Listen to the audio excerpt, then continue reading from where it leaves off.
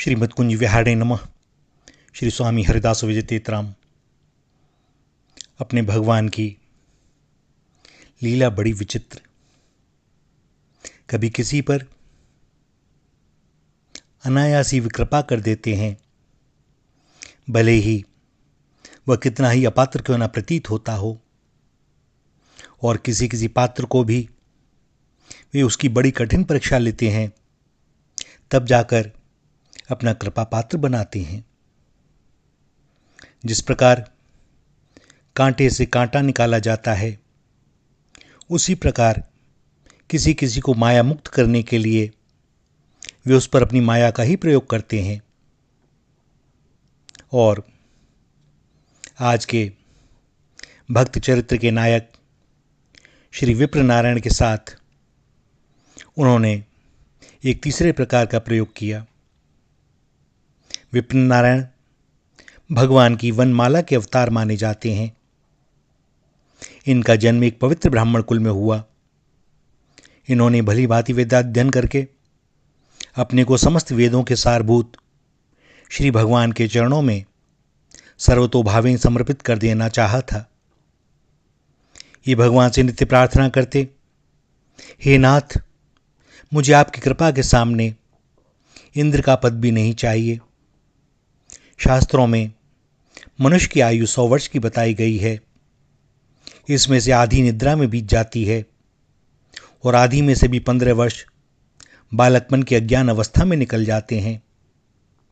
बची शेष आयु भी भूख प्यास काम क्रोध आदि विकारों और नाना प्रकार की व्याधियों और मानसिक कष्टों में बीतती है। अतः हे नाथ, आप ऐसी कृपा करें कि मुझे संसार में पुनः जन्म न लेना पड़े, और यदि जन्म लेना भी पड़े तो मुझे आपकी सेवा का सुख निरंतर मिलता रहे। इस प्रकार वे नित्य ही मन ही मन ये प्रार्थना करते थे, और यह प्रार्थना करते हुए वे श्री रंग जी के स्थान पर गए और वहां अपने आप को श्री रंग जी के अर्पण कर दिया, और भक्त विष्णु चित्त की भांति मंदिर के चारों ओर एक सुंदर बगीचा लगा दिया।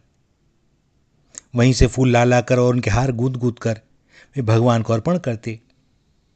स्वयं एक वृक्ष के नीचे एक छोटी मामूली सी झोंपड़ी बनाकर रहते और भगवान श्री रंगनाथ के प्रसाद से ही जीवन निर्वाह करते थे। संसार उनकी दृष्टि में मानो था ही नहीं। भगवान श्री रंगनाथ ही उनके लिए सब कुछ थे। वे कह उठते, आहा, जब जब मैं भगवान को शैय्या पर लेटे देखता हूं, मेरा शरीर प्रेम विह्वल हो जाता है। वे जब इस प्रकार भगवान के ध्यान और भजन में लीन थे, भगवान ने कदाचित उन्हें शुद्ध करने और उनकी वासनाओं का क्षय करने के लिए उनकी एक बार बड़ी कठिन परीक्षा ली। वहां एक बड़ी रूपवती वारांगना रहती थी, जिसके सौंदर्य पर स्वयं राजा भी मुग्ध थे। उसका नाम देवदेवी था। एक दिन वह अपनी बहन को साथ लेकर विप्र नारायण के बगीचे में आई, और वहां की प्राकृतिक शोभा को देखकर दोनों बहनें चमत्कृत हो गईं। सहसा देवदेवी की दृष्टि विप्र नारायण पर पड़ी। ये भगवान का नाम ले रहे थे और नाम लेते लेते तुलसी के वृक्षों को सींच रहे थे। वे अपनी धुन में ऐसे खोए हुए थे कि उन्होंने देवदेवी की ओर आंख उठाकर भी नहीं देखा। और भैया, सौंदर्य बड़ा ईर्ष्यालु होता है, वह अपनी उपेक्षा नहीं सह पाता। उनकी इस उपेक्षा से देवदेवी के मान को बड़ी ठेस पहुंची। उसने विचार किया, मेरे जिस अनुपम सौंदर्य पर राजा लोग मुग्ध हैं, यह तपस्वी युवा मेरी ओर आंख उठाकर भी नहीं देखता। देवदेवी की बहन ने कहा कि जिनका चित्त अखिल सौंदर्य के भंडार भगवान नारायण के चरण कमलों का चंचरीक बन गया हो, वे क्या नारी के घृणित रूप पर आसक्त हो सकते हैं? देवदेवी ने बड़े गर्व के साथ अपनी बहन से कहा, मैं भी देखती हूं यह ब्राह्मण कुमार मेरे रूप पाश में कैसे नहीं बंधता।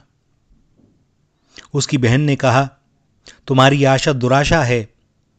यदि तुम्हारे स्वरूप का जादू इस ब्राह्मण कुमार पर चल गया तो मैं 6 महीने तक तुम्हारी दासी बनकर रहूंगी। देव देवी ने भी बड़े आत्मविश्वास के साथ कहा, यदि इस पर मेरा जादू न चला तो मैं 6 महीने तक तुम्हारी दासी होकर रहूंगी। इस प्रकार दोनों बहनों में होड़ बध गई।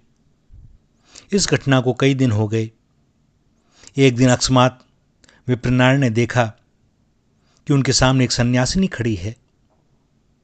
उन्होंने चकित होकर पूछा, तुम कौन हो और यहां क्यों आई हो? तुम्हारा यहां इस प्रकार आना उचित नहीं, अतः शीघ्र लौट जाओ। सन्यासिनी ने कहा, महाराज, एक बार मेरी करुण कथा सुन लीजिए, इसके बाद आप जैसा उचित समझे करें। मेरी माता मुझे अपनी आबरू बेचकर धन कमाने के लिए बाध्य करती है, किंतु मेरी इच्छा नहीं है कि मैं अपने जीवन को इस प्रकार कलंकित करूं। अतः मैं आपकी शरण में आई हूं। आप कृपा कर मुझे आश्रय दीजिए। मैं इसी वृक्ष के नीचे पड़ी रहकर आपके बगीचे की रक्षा करूंगी। भगवान के लिए सुंदर हार गूंथ कर आपको अर्पण करूंगी और आपकी जूठन पाकर अपना शेष जीवन व्यतीत करूंगी। सरल हृदय विप्रनारायण को उसकी इस कपट भरी करुण कथा को सुनकर दया आ गई और उन्होंने दया परवश होकर उसे अपने बगीचे में रहने के लिए अनुमति दे दी। माघ का महीना, बड़े जोर की वर्षा हो रही और साथ साथ ओले गिर रहे थे। वह दीनहीन सन्यासिनी बाहर खड़ी ठिठुर रही थी। उसकी साड़ी वर्षा के पानी से तर हो गई थी। उसकी इस दशा को देखकर विप्रनारायण को दया आ गई। उन्होंने उसे अपनी झोंपड़ी में बुला लिया और उसे पहनने को सूखे वस्त्र दिए। शास्त्रों की आज्ञा है कि पुरुष को परस्त्री के साथ और स्त्री को परपुरुष के साथ एकांत में भूलकर भी नहीं रहना चाहिए, क्योंकि इस समय मन का वश में रहना बड़ा कठिन होता है। विप्रनारायण उस छद्मवेशिनी सन्यासिनी के चंगुल में फंस ही गए। उनकी तपस्या, उनका शास्त्र ज्ञान, उनका त्याग, उनका वैराग्य, सब कुछ उस वारांगना की मोहसरिता में बह गया। कुसंग का परिणाम ऐसा ही होता है। विप्रनारायण, जो अब तक भगवान की सेवा में तल्लीन रहते थे, आज एक वैश्या के क्रीत दास हो गए। अब देव देवी ने अपना असली रूप प्रकट कर दिया। वह वापस अपने स्थान को चली गई और विप्रनारायण प्रतिदिन खिंचे हुए से अब उसके घर जाने लगे। उन्होंने अपना सर्वस्व उस देव देवी के चरणों में न्यौछावर कर दिया। उनकी विपुल संपत्ति, उनके देवोपम गुण, उनका उदात्त चरित्र, सब कुछ स्वाहा हो गया।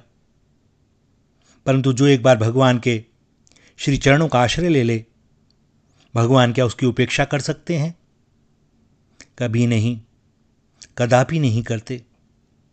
देव देवी ने विप्रनारायण का सब कुछ लूटकर उन्हें दर दर का भिखारी बना दिया और जब उनके पास उसकी पूजा करने को कुछ भी न रहा, तब उसने उन्हें दुत्कार कर अपने घर से बाहर धक्के देकर निकलवा दिया और लाख गिड़गिड़ाने पर भी भीतर प्रवेश न करने दिया। विप्रनारायण निराश होकर लौट तो गए, परंतु उनका देव देवी के प्रति आकर्षण कम न हुआ।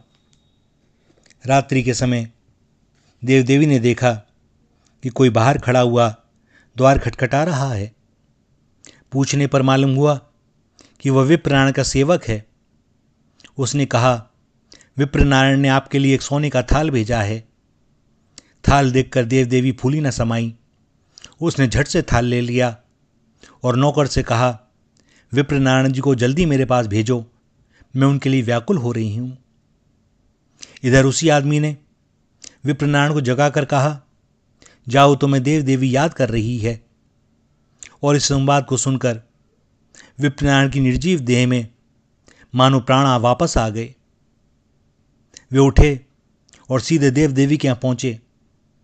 देव देवी ने उस दिन बड़ी आगभगत की। दूसरे दिन प्रातःकाल श्री रंग जी के मंदिर में बड़ी आश्चर्यजनक घटना हुई। पुजारी ने देखा कि श्री रंग जी का सोने का थाल गायब है।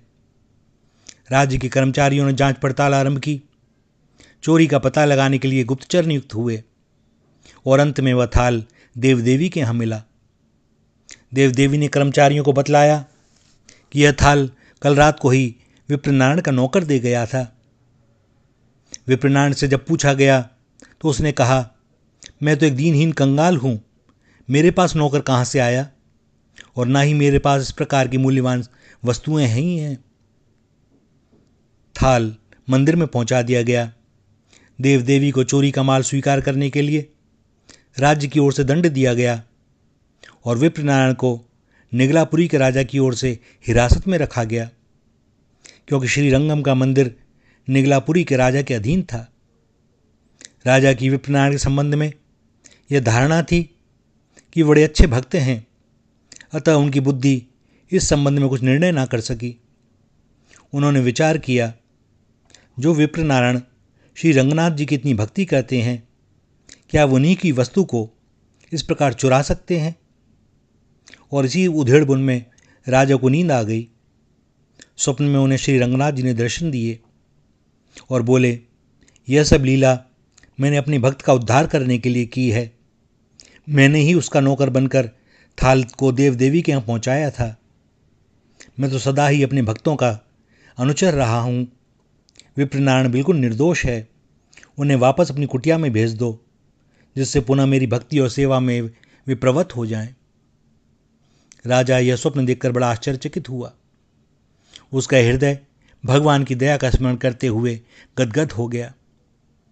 इस बात के लिए बड़ा पश्चाताप हुआ कि मैंने भक्त को हिरासत में रखकर उसका अपमान किया है।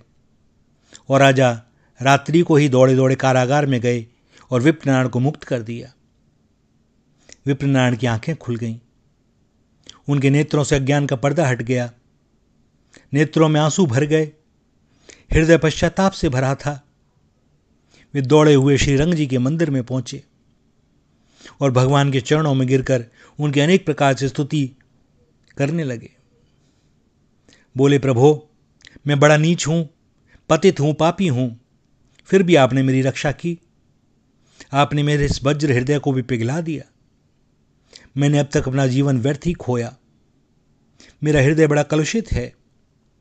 मेरी जिह्वा ने आपके मधुर नाम का परित्याग कर दिया। मैंने सत्य और सदाचार को तिलांजलि दे दी। मैंने स्वयं अपने पैरों में कुल्हाड़ी मारी और मैं एक वारांगना के रूप जाल में फंस गया।